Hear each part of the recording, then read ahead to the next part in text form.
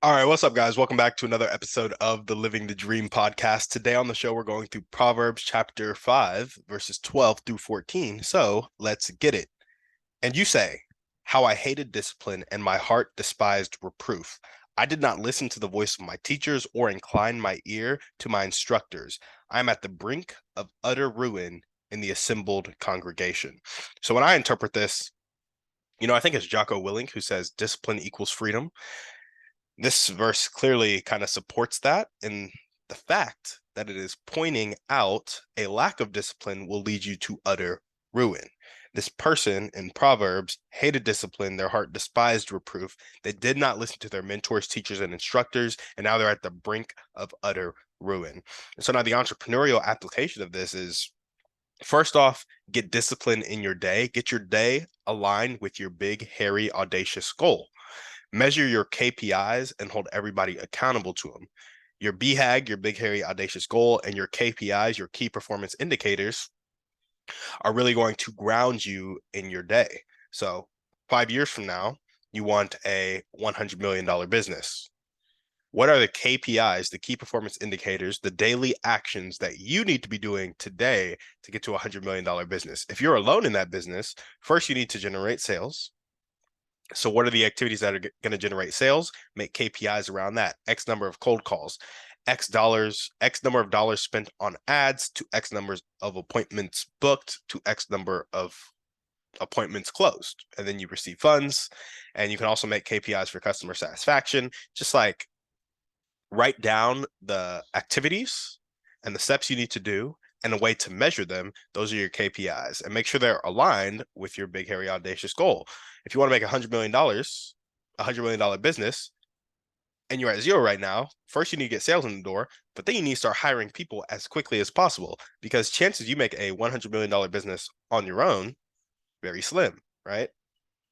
And so as pick your market, sell a high ticket product, all that good jazz, and sales start rolling in, you start hiring people out to fill spots so you can focus on higher leverage activities.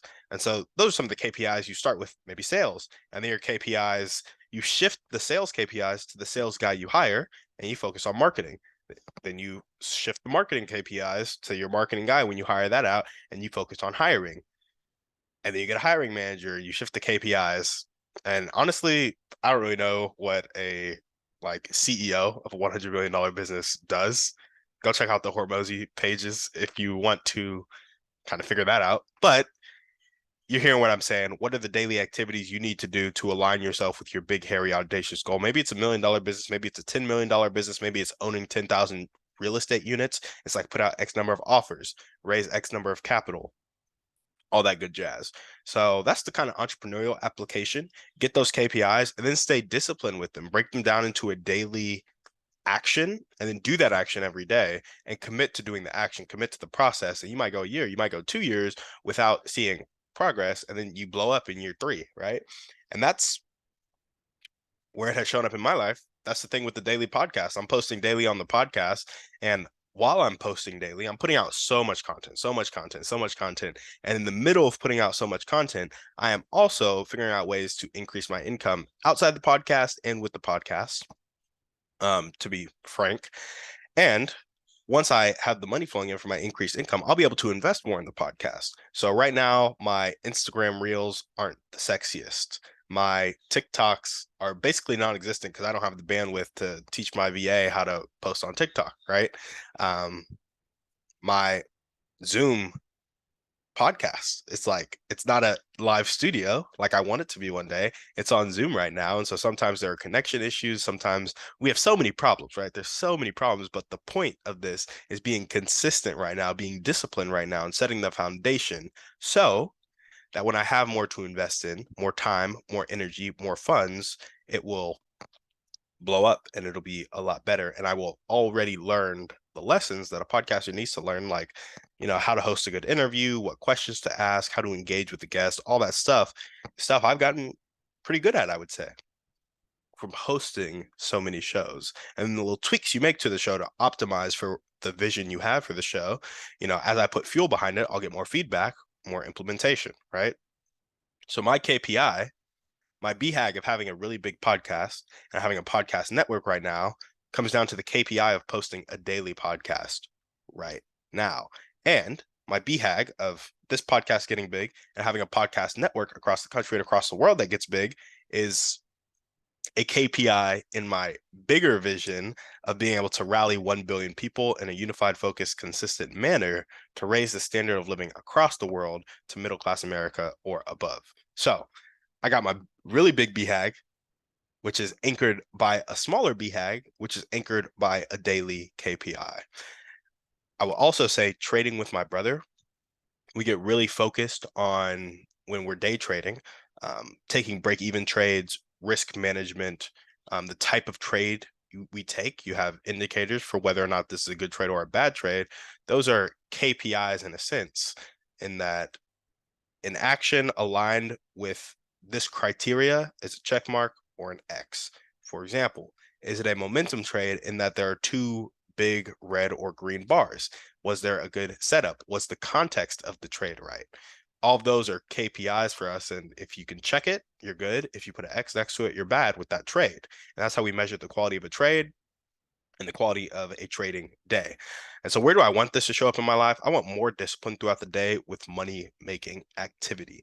I would say I know all this stuff about KPIs, I know all this stuff about BHAGs, but then when you really get into the meat of work, honestly, it gets redundant and it gets boring. And so having the discipline to keep doing the KPIs of, like, for example, right now I'm working for a company that is helping get microgreens into restaurants, because the vision of the company is to build a gospel garden network of sorts, right? Where you team up with churches to plant gardens to feed people who can't be fed. And so I really love that mission. I'm really behind that mission. It's aligned with my long-term mission, right? And so I'm selling for him right now. And I've noticed that, like, I thought I was going to be able to systemize the sales really well. And it's probably going to be a lot more tedious networking with chefs as opposed to getting a list and cold email blasting it and cold calling it. I'm probably going to have to do a lot of research to find chef numbers, chef emails, chef social media in order to contact the chef, because the owner of the restaurant is the easy contact info to get when I need to be talking to the chef.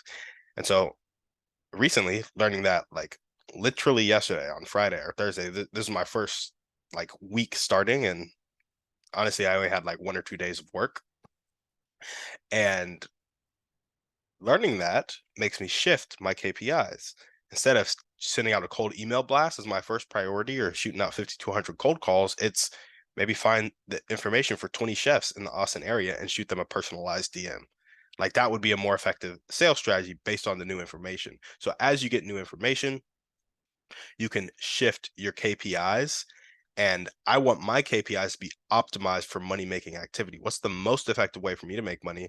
And how can I implement that and reflect it in my KPIs? So, the other thing there is that nothing seems to take 8 hours to me. And so when I'm working a job and, you're working 8 hours, you're working 10 hours, nothing just seems to take 8 to 10 hours. Outside, like producing content, like producing a podcast, it's going to take an hour to record. And that makes sense to me.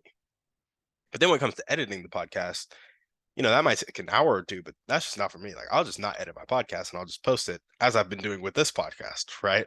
And so maybe it's because I'm sacrificing quality for the sake of efficiency, or I don't want to say effectiveness, because it might be more effective to have more quality stuff, but it's either I'm sacrificing quality for the sake of speed, or I'm not working on difficult enough tasks, or just tasks in my genius zone where I'm happy to spend the time.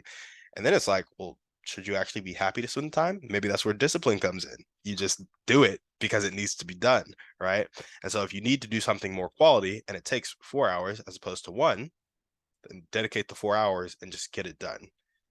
However, aligning that level of intensity and care with a money-making activity is where I need to connect the two. You don't want to spend 4 hours on something that's not going to be effective, because honestly, there are tasks you can spend 16 hours getting done over the course of 4 or 5 days and you make no money from it. And there are tasks that you can do in 2 hours and you make 100, 200, 300, $500, right? And so it's about doing the right activity well. There we go. That's where I want to show up in my life and more discipline doing the right activity well. How can you guys apply this to your life? I would say just build discipline in a very simple way. Start with the time that you go to sleep. I would say the time that you wake up, but it is easier to control the time you go to sleep than the time you wake up. Because if you choose to go to sleep at an early enough time, you can wake up without an alarm, which I think is a bit healthier. And waking up with an alarm, you can also control the time you wake up. Like you just have the alarm, wake up at 5 a.m., wake up at 4 a.m., whatever it may be. But I think waking up naturally is just more natural. It's a bit better, to be honest. And controlling the time you go to sleep requires more discipline. It requires you to say no in a manner that sets yourself up well. Waking up early doesn't always set you up well because you'll be tired, you'll be drowsy, maybe you got 3 hours of sleep. But going to sleep every night at 9 p.m.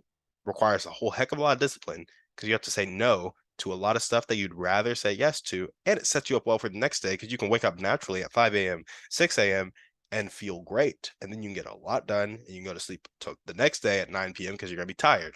And so I would say just build discipline with something simple like that. Just go to sleep at the same time every night and don't let the weekends be a break. I'm a culprit of that. I'll let the weekends be a break. We'll be good during the week. Go to sleep 9, 10, maybe 10:30. Even that's too far of a range, but we'll wake up consistently at around 5:30 to go to the gym. Then the weekends come and I don't go to sleep at that time anymore. I'm like, I'll stay up till 12 and I'll wake up at 8 because I'm chilling. I got less stuff to do, right? And so, just some things to think about when you think about discipline. There are going to be natural breaks for regular humans that calls for them to abandon their discipline. Don't abandon your discipline when those regular breaks come. Those are weekends, it's holidays, and don't be a machine. But weekends come every 5 days, right? And then you have a 2-day weekend, and then 5 days later, it's going to be another weekend. Don't let your discipline break every weekend. It's just not worth it. And honestly, at that point, it's not really discipline. So that's all we got for you guys today on the show. Thank you so much for listening. And on that note, we'll see you on the next one. We're out.